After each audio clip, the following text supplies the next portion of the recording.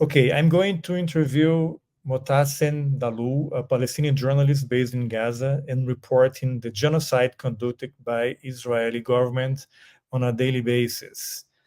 I hope we can learn a little bit from him. Okay, Motassem, thank you so much for joining us. I'm just introduced you a little bit for the audience, but I'd like you to introduce yourself. I just said that you are a Palestinian journalist based in Gaza and reporting the genocide conducted by the Israeli government on a daily basis. So I hope we can learn a little bit from you, from your experiences. So I'd like you to introduce yourself. Where are you now? Where are you living? And how are things now in Gaza?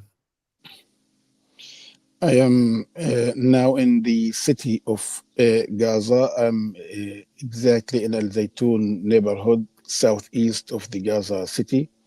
I live in tents after the Israeli occupation military had destroyed my home and office.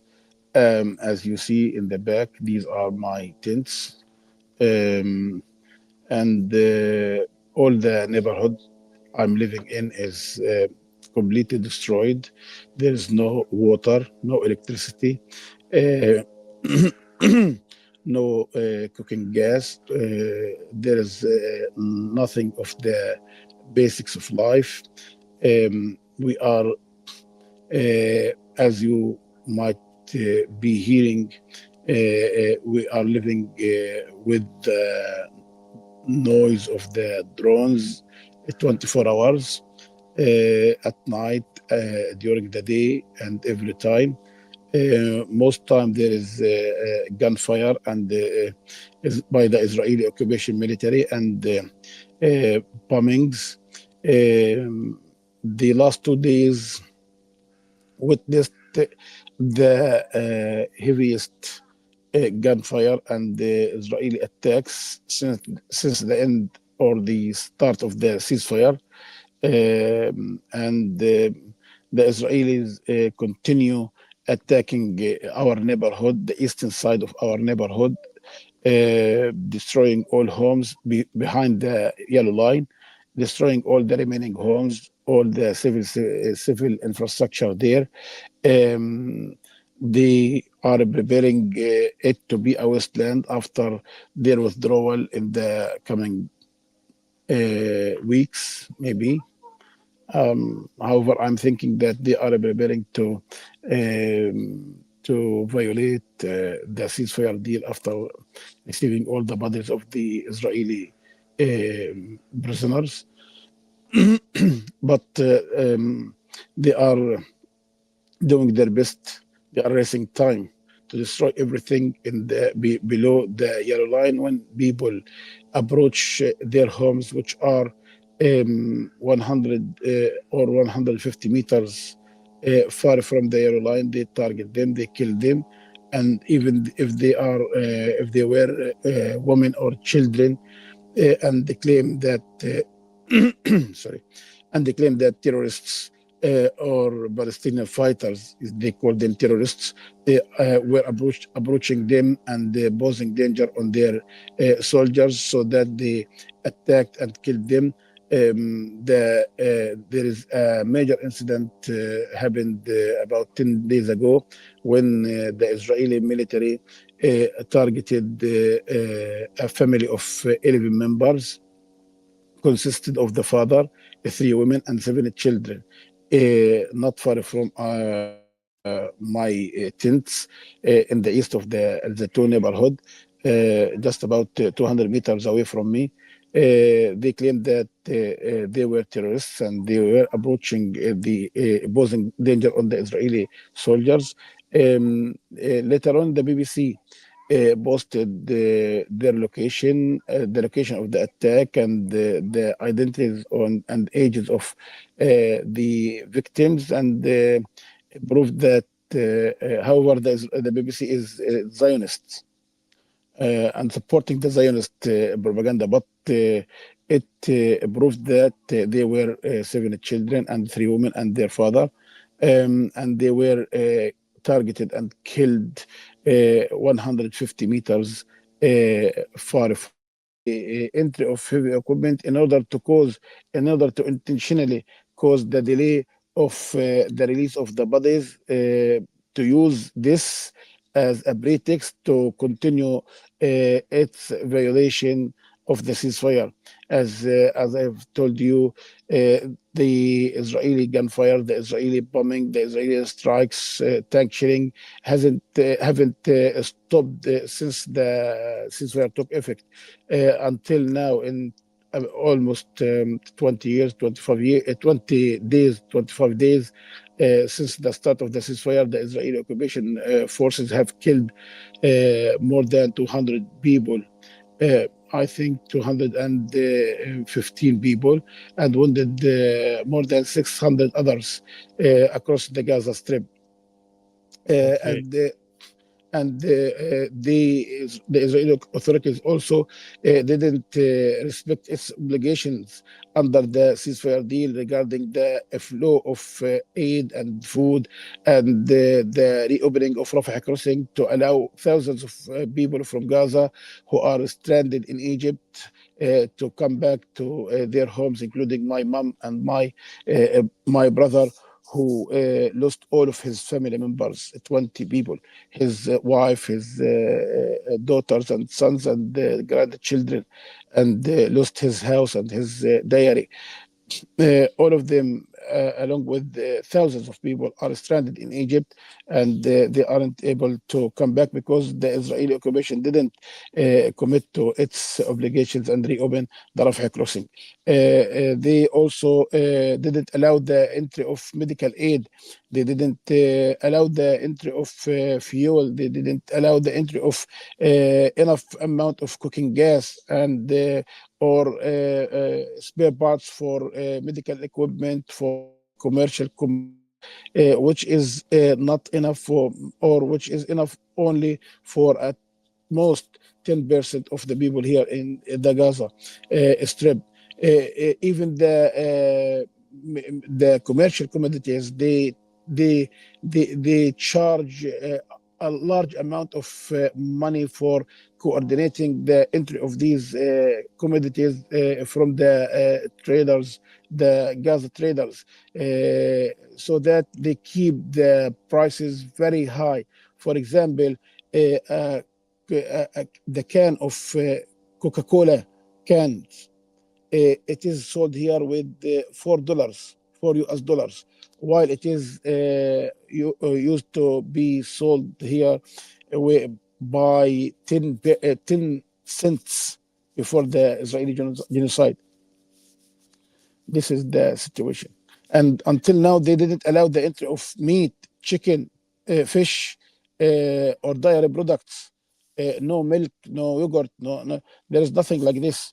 No enough vegetables, no enough fruit. In Gaza, we used to produce locally enough vegetables, and we used to export vegetables, cucumber, tomato, potatoes, everything, strawberries. But after and also some fruit.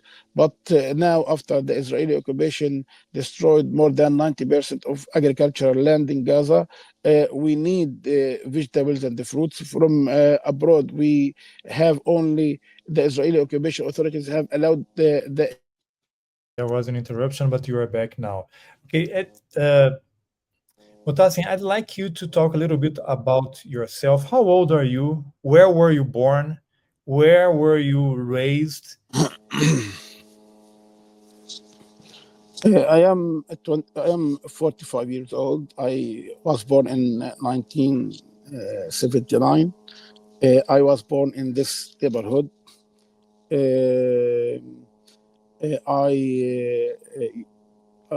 I was born under the Israeli occupation, and I went to school, to primary school and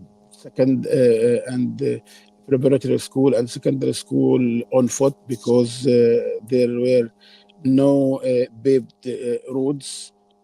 so that I was obliged to walk long distances on foot while I was 6, 7, 8 years until I was 18 years to go to school, because the Israeli occupation the Israeli occupation authorities didn't develop the infrastructure of the Gaza Strip. Um, uh, uh, I suffered too much under the Israeli occupation. In 2018, while I was covering the Great Return, the march, the protest of the Great March of Return on the eastern fence of the Gaza Strip, the Israeli occupation forces, the Israeli occupation military, threatened to hunt me. They sent me a message telling me, "We will hunt you," because I used to post on my Twitter account. Was Twitter, not wasn't X. The pictures for the Palestinian, the unarmed protesters who were killed by the Israeli snipers while they were protesting. And 1 week later, a sniper shot me in the chest, and I suffered serious injuries. It was an explosive bullet, which harmed my lungs, my liver, and uh, I I spent about 5 days in coma, and spent about 20 days in the ICU before I was released from hospital.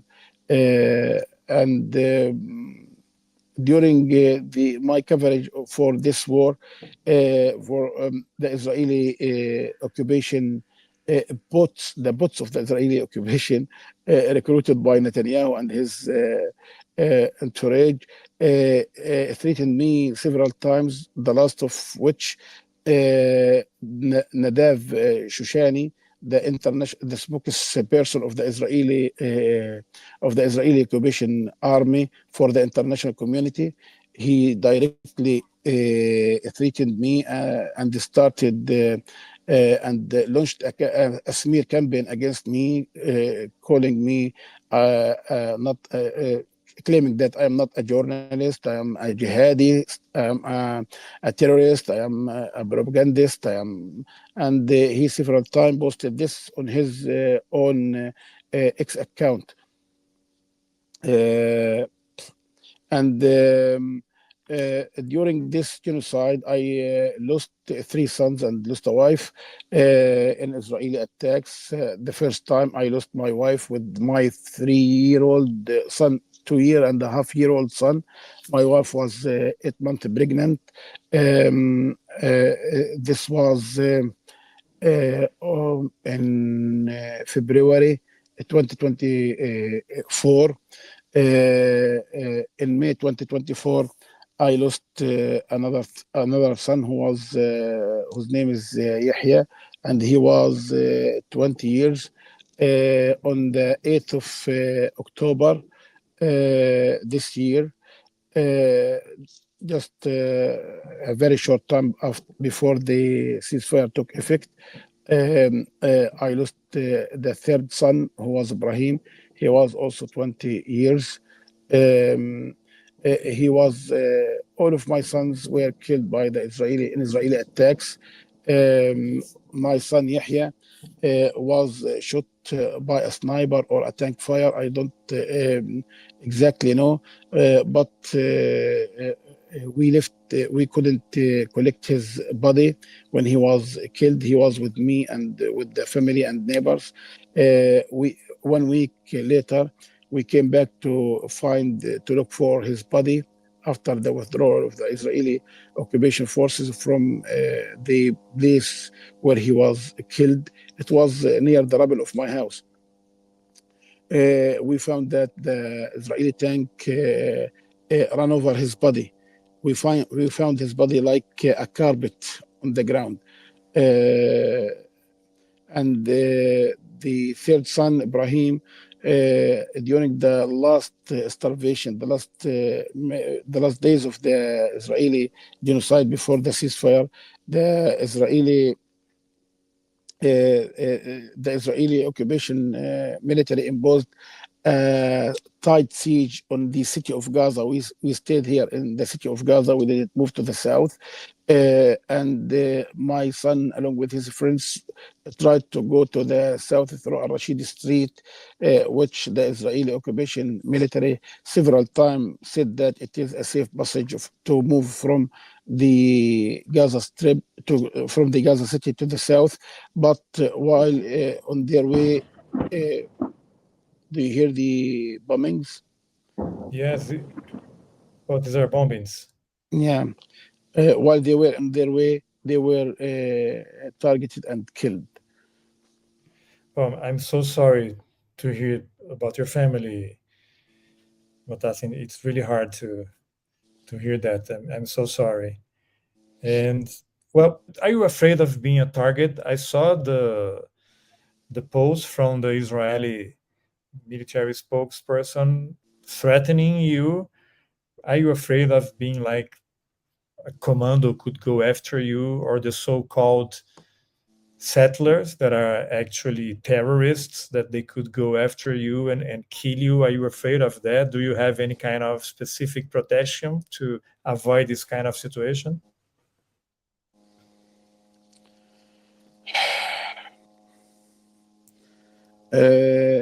Unfortunately,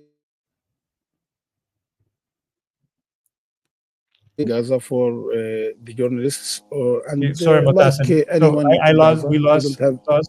We lost signal. Can you start again, please? Sorry. Unfortunately, Mm. journalists or any No, we person lost you. here in I Gaza. lost you again. Uh, I lost you again. I lost you again. So now you're back. Sorry. You go ahead, please. Unfortunately, as I said,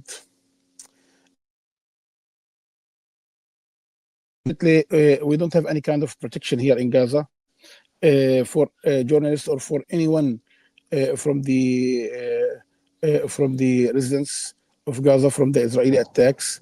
The Israelis, whenever they want to kill someone, whenever they decide to kill someone, they go after him and kill him, whether they find him alone or with his family or with his friend or with community members or with children or in the market or anywhere.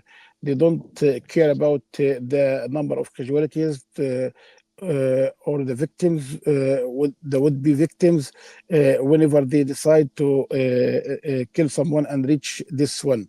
And I'm afraid that they might reach me or they might kill me.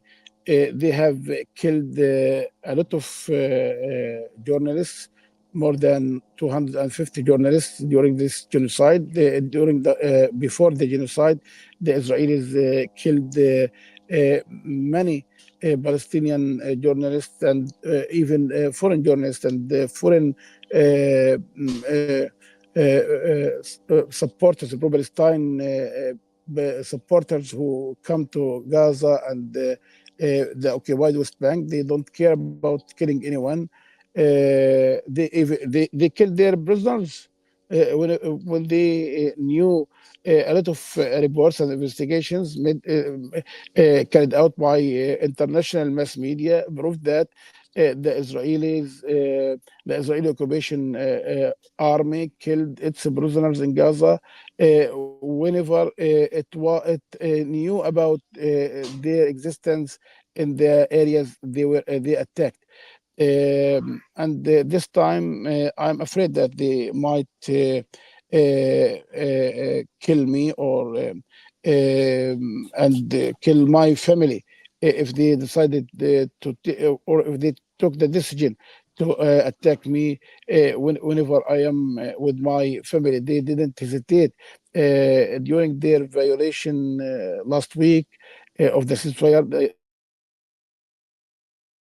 last week they killed a journalist with his family, his wife and the children. And this is the last one, just 5 days ago. So that why not? They will kill me, and don't hesitate to do this.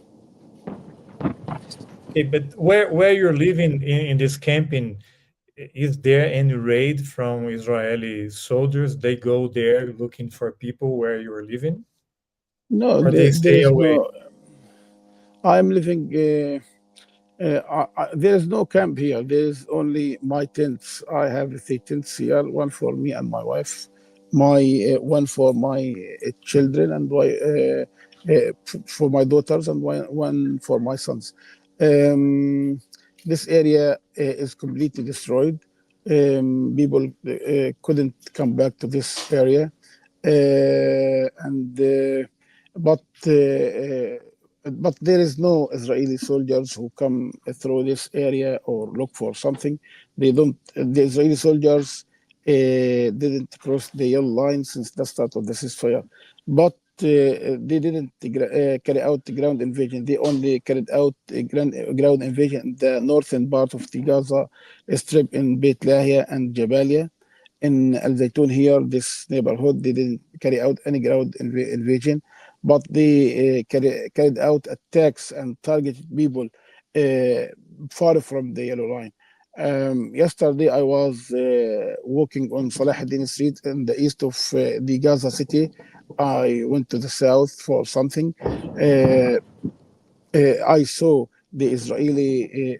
This street is not far from the yellow line.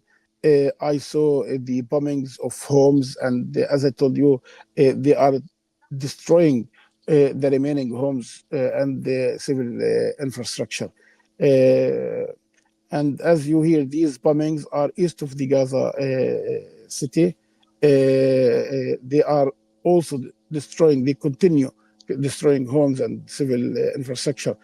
And they might sometimes, after some 10 or 15 minutes, we receive alerts from the Ministry of Health or the security services saying that there is an Israeli attack or bombing targeted civilians.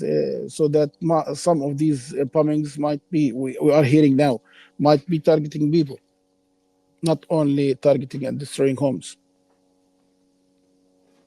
Wow, what a situation. Okay, and Mutasi, how did you start working as a journalist? You were a journalist before all of this? I started working as a journalist in 2004. Okay, long time ago. I started as a trainee in a local news agency. And in 2006, the first time for me to work with an international outlet, it was 2006. I started writing for feature stories for Al Jazeera English website. And then do you hear the continuous Israeli gunfire, Yes, tank fire? yes, I do. Yeah. And then I wrote to several English-speaking outlets, international outlets. And in 2012, I traveled to London. I did a master's degree in international journalism at the University of Westminster. During my study, I applied for working with the Middle East Monitor in London, and started working with it as a part-time translator. Then, after completing my degree and before leaving London,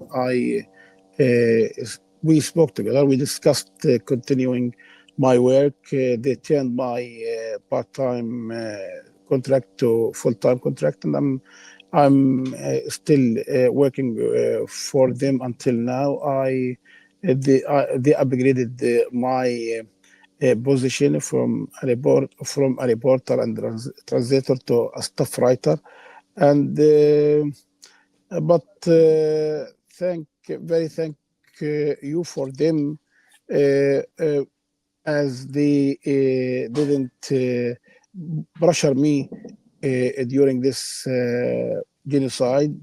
They told me that at the beginning of this genocide, my editor told me that your safety is better for us than your work. Stay safe. Try to protect yourself and protect your family and the children. Your work comes at the end of our priorities. Please, our top priority is your safety. He continued paying me my salary Okay. on a monthly basis as until today.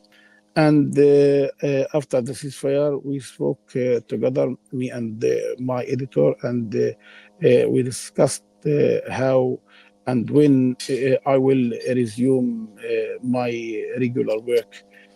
And he also insisted that I have to. I don't need to. I don't have to any weight on my shoulder in relation to my work with them. He told me your place is kept for you. We need you, but I during this time I contributed something to them from time to time, but they didn't ask me to contribute or to do anything. They told me keep yourself safe and you protect your family and yourself. Okay, And they didn't. they pay you a salary even if you don't Yes. send stories to them. Okay, that's very Yeah. good. Yes. What is the media outlet name again? Middle East Monitor. Memo. Okay, so when you have the opportunity, you send stories and they publish. But if you don't send Yeah. them, they keep paying you anyway. Yes. Yes. Okay, very noble of them. And I was looking around because I'm Brazilian. I don't live in Brazil. I'm living in the US. But in Brazil, it's really difficult to get information on the field.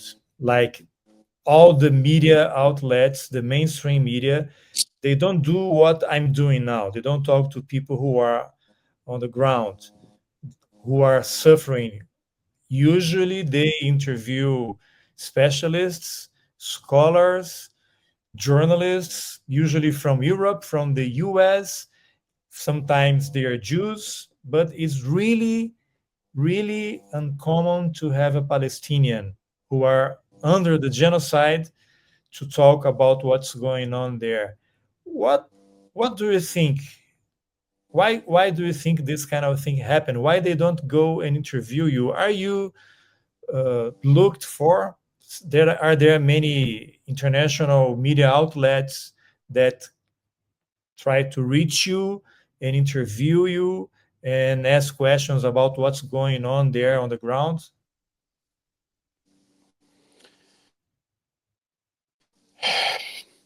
Um, During the genocide, I used to a Brazilian journalist used to speak to me and interview me, whose name is Kurian, working for Brasiliano. I don't know exactly what's the name of the outlet he's working with, but he interviewed me several times and he took my account and testimony several times. He asked me to send him videos and pictures and some, and but the problem is that there are not there isn't too many people. There aren't too many people who speak English or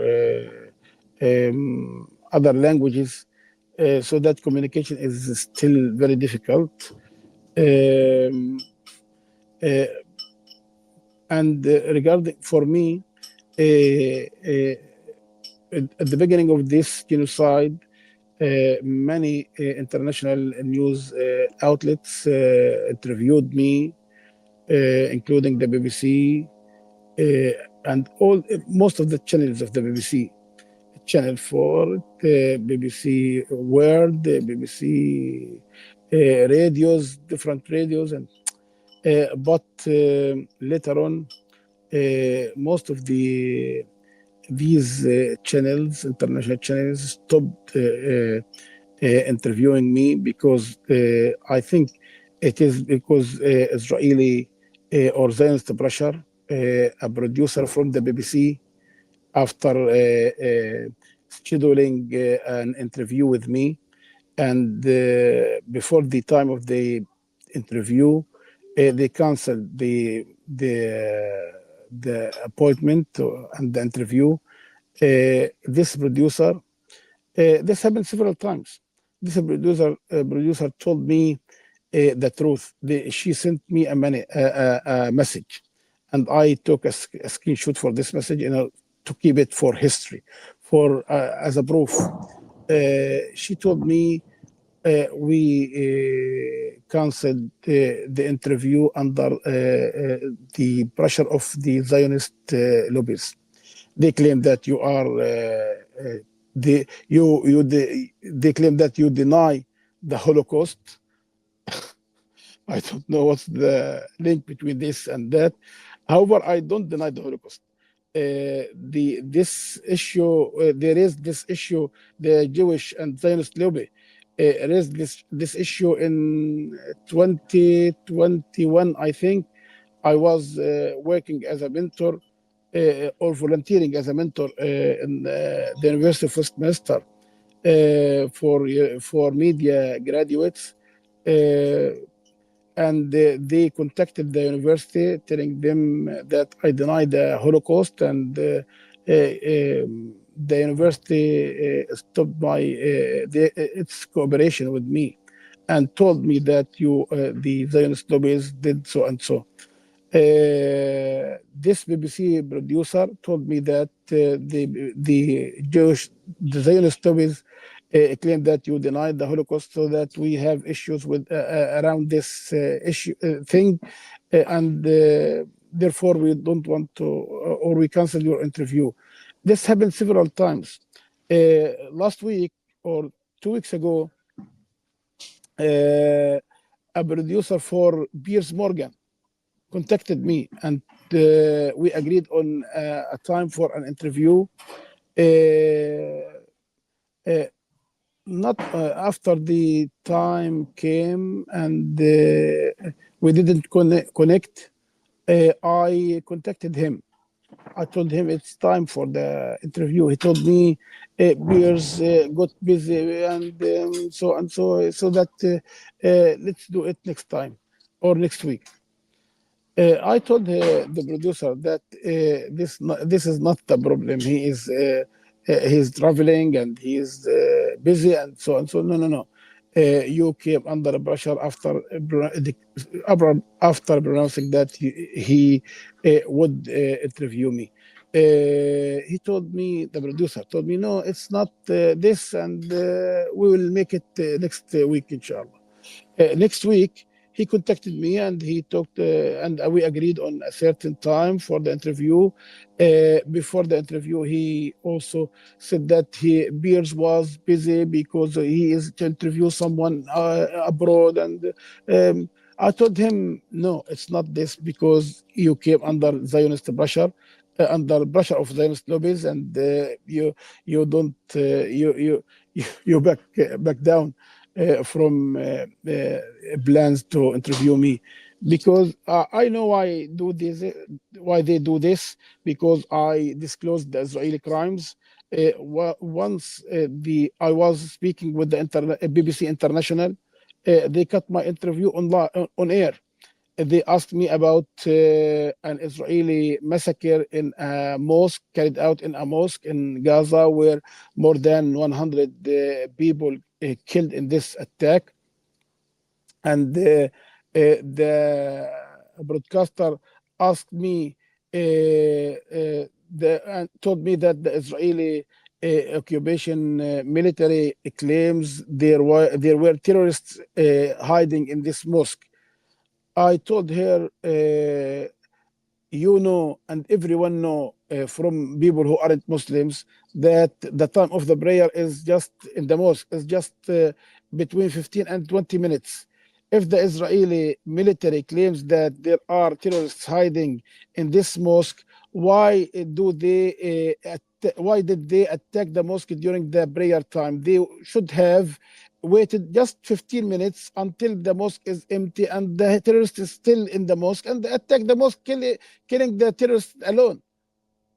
5 or 10 terrorists, for example, as according to what you say. But why they waited for the prayer time where there are more than 100 people in this mosque and then attack this mosque? She cut the interview and she told me, she said, we will go back to the Israeli military and ask for clarifications and explanation for this, and cut the interview on air. Unbelievable. Yeah, well, I'd like to ask you about the terrible images of a Palestinian being raped by Israeli soldiers. And some people could think that it's only one case, that it was the first time that it kind of stuff happened. But people who read about what's going on in Palestine knows that that's the method. That's what the Israeli does against Palestinian people for many decades. I'd like to hear from you what this episode means, and all the coverage we've seen on the media is that the issue inside the Israeli government is not the raping, but is the leaking of the video. So it's not a problem to rape Palestinians, to beat them, to torture. If nobody knows, it's okay. But if a leaking like this happens, so it becomes an issue. And now I think yesterday, Israeli Knesset, the parliament, is about to approve a law allowing to kill Palestinians even without trial, without formal accusation. And I think they're like kind of two different things, but they are interconnected, interwinkled. So what can you tell about this consistent Israeli beatings and raping and attacking on civilian Palestinians? There's an Israeli strike. Yeah, I've heard that. So the beating of Israeli of Palestinians, it's part of your daily life. I don't know if you can remember when was the first time you were beaten by an Israeli. How old were you, and what image you still have in your mind? I was beaten in the first time by the Israeli soldiers when I was about 14 or 15 years old. There was a general strike during the last Intifada, which started in 1987 in the occupied Palestinian territories.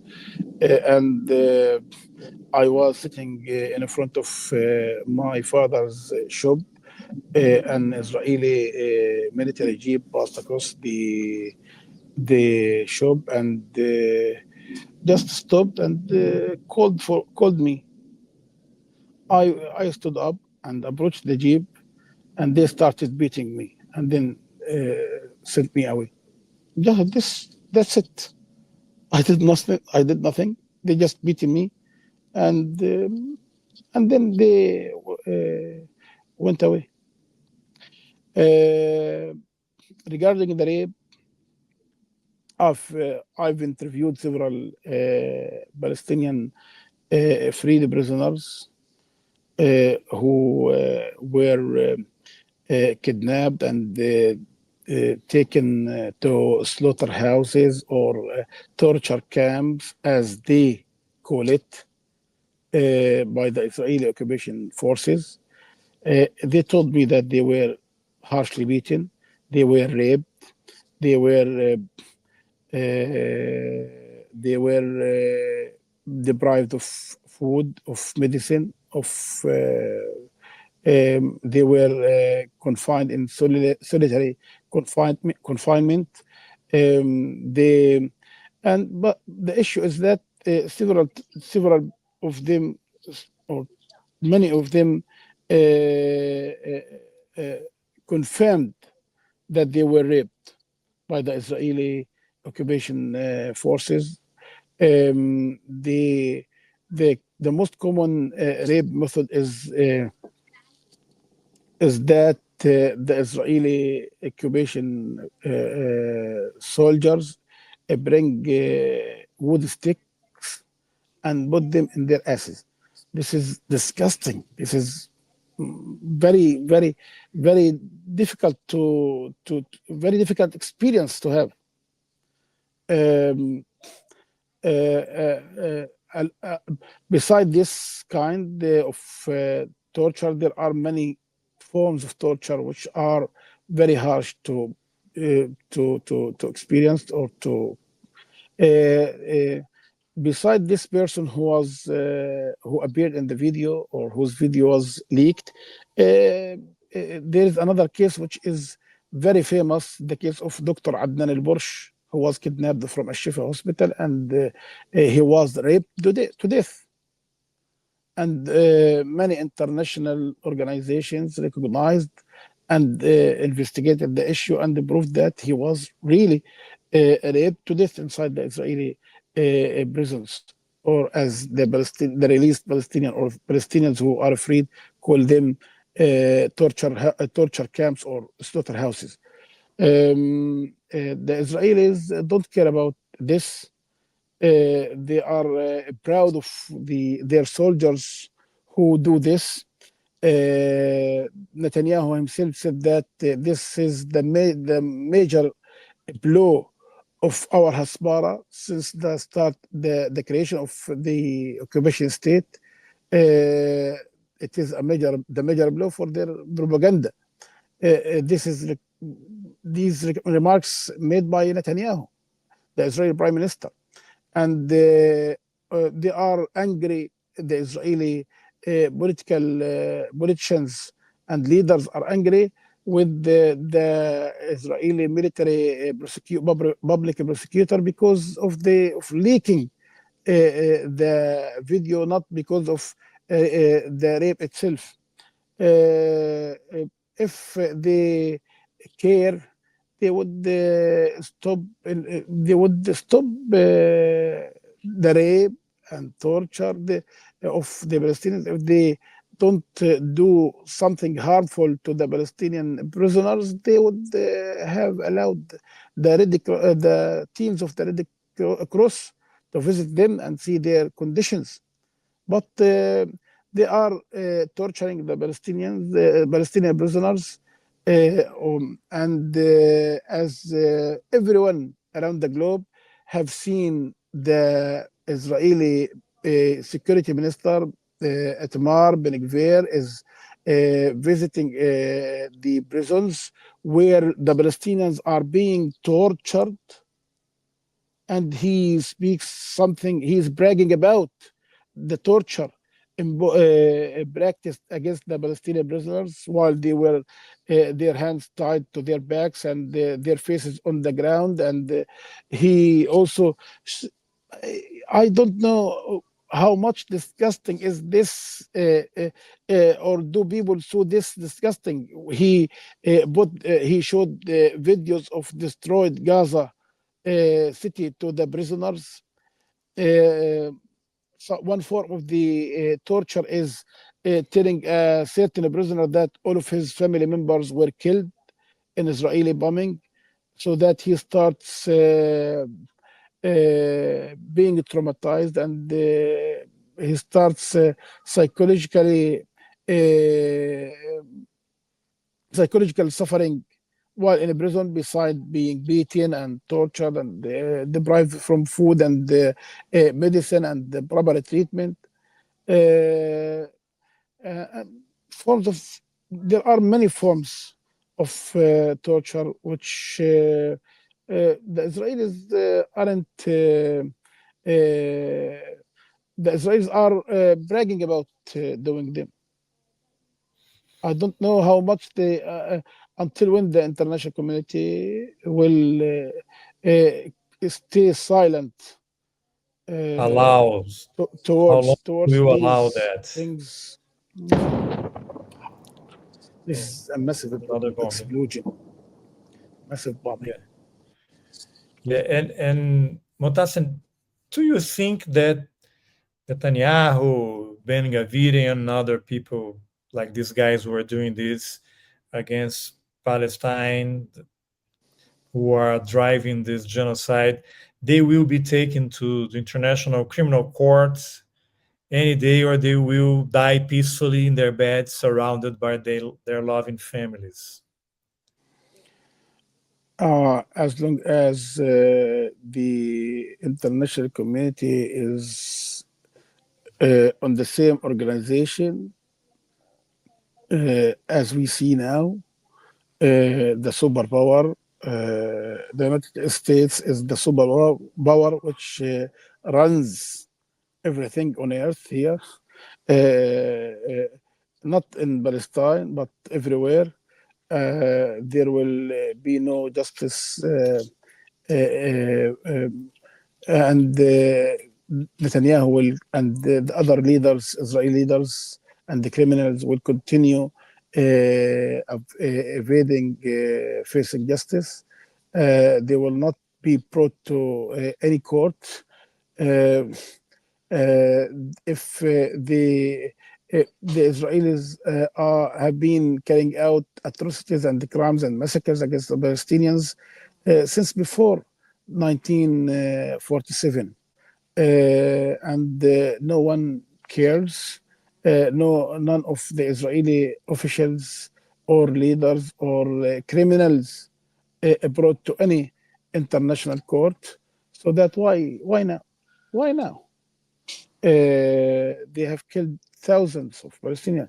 They displaced thousands, hundreds of thousands of Palestinians of their homes.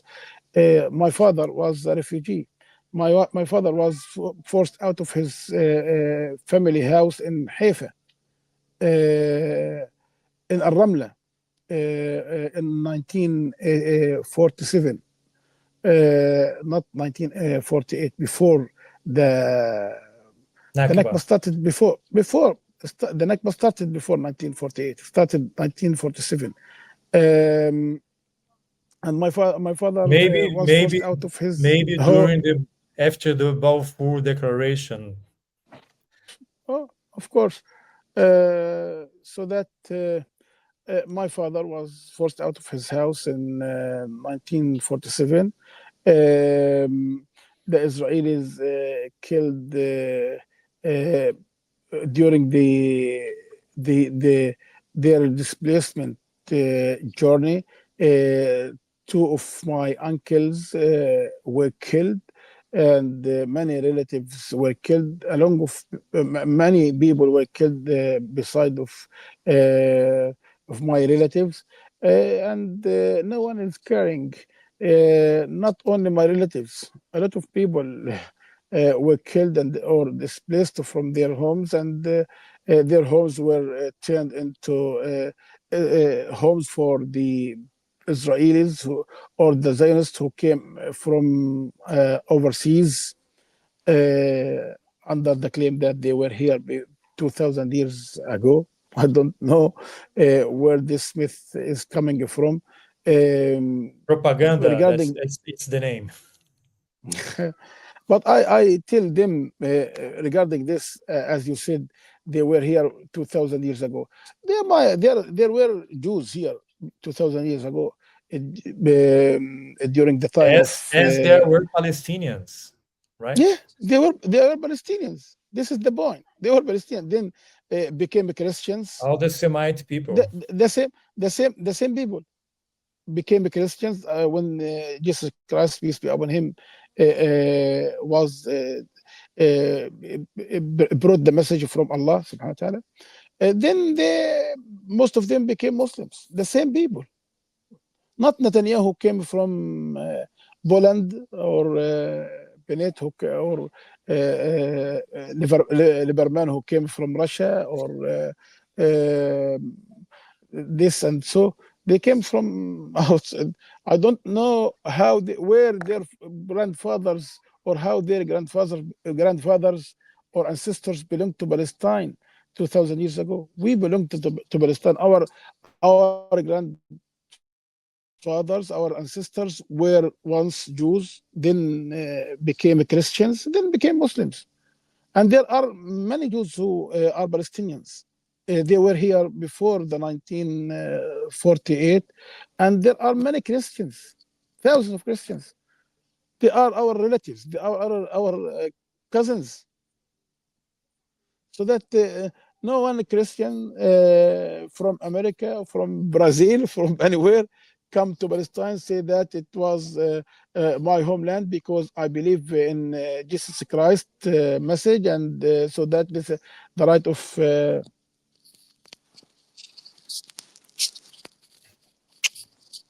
Who is she? This is my youngest daughter. What is her name? Lost her mother. Her name is Halima. Halina. Beautiful name. She woke up and she came. Halima. Halima. How old is she? She's about she's 4. She's 4 now. She's 4. Okay. 4 years. Difficult times for a child. Okay. And Muhtasin, what do you foresee? What do you think is going to happen with you guys? Because all the Israeli government says they want to kick you out of there, that they are going to destroy everything, complete annihilation, and they will take everything for them. That's what they say. But what do you think is going to happen? I think that nothing of their dreams is to come true for them as they wish, as long as there are Palestinians ready to stay in their homeland until they die. The Israeli dreams will not be accomplished. As everyone around the globe saw what happened during the past 2 years, most of the residents of Gaza, it is nothing related to Hamas or Islamic Jihad or other factions. It is something related to every single person in Gaza. At least 80% of the people of Gaza are ready to die in Gaza and prefer to remain in Gaza and die in Gaza rather than leaving it to live a stable and peaceful life outside of the Gaza Strip. If you go to Egypt now, you will find thousands of people, of Gazans who traveled before the genocide or during the genocide for a treatment or something, are stranded and waiting to return back to Gaza, including my mom, as I told you, and my brother. My brother, who lost all of his family, I advised him during the genocide. I told him, you have money, please travel to a certain country to live peacefully and get married and start a new life. He refused. He said that I want to return to Gaza and die. I want to live beside the tombs, the grave. Oh, that's a loud I want to live beside I want to live beside the graves of my children. My mother, who's 70 years old, I told her, Mom, you are too old to have the difficult life if you want to come back to Gaza. It is difficult for you. There are no homes, no infrastructure, no streets, no services. She told me, I want to come back to Gaza and die there. A lot of people who lost their families and they were wounded and traveled for treatment, they recovered now, and they are insisting to come back to Gaza and live in Gaza. People of Gaza, Palestinians in Gaza, are not ready to leave. They are ready to die so that all the Israeli dreams and ambitions about finding or emptying Gaza will go in vain, and we will remain here. And I see that the Israeli community is getting more divided in the near future. I see that there will be more disputes among the Israeli politicians. I see more dissolution of the Israeli society. So that these are things gives us hope that the Israeli occupation has already started to fade out, and we will go back to our homes very soon. On the international level, I myself believe that Trump is the last president of the United States as the United States, and the rise of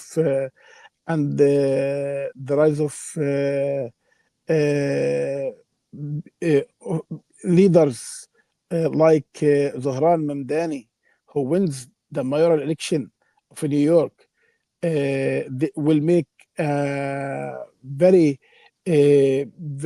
big difference and a blow to the political system in the United States and in Europe in general. They will see that people who aren't supported by the Zionist lobbies are winning the elections and becoming leaders, so that many of such people, such independent and people who and candidates who belongs to the people. I know the people in all countries, unlike their governments, are supporting us, and if they weren't supporting us, they shifted their support from their stances from supporting Israel to supporting the Palestinians during the 2 years of genocide. A lot of people who will become candidates for different positions in the United States and Europe, who will see that Zohran Mamdani, who wasn't backed by the Zionist lobbies, or at least, or he was even attacked by Zionist propagandists, and even the official American institutions incited against him. He won the elections and he achieved overwhelming majority. There is at least 8% between him and the second candidate.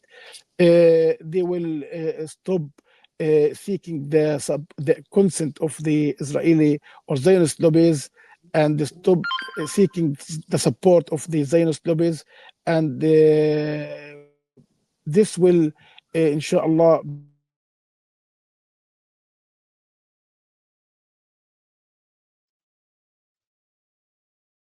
Okay, Motassem, I think we lost connection. Your screen is frozen. I don't know if you can hear me.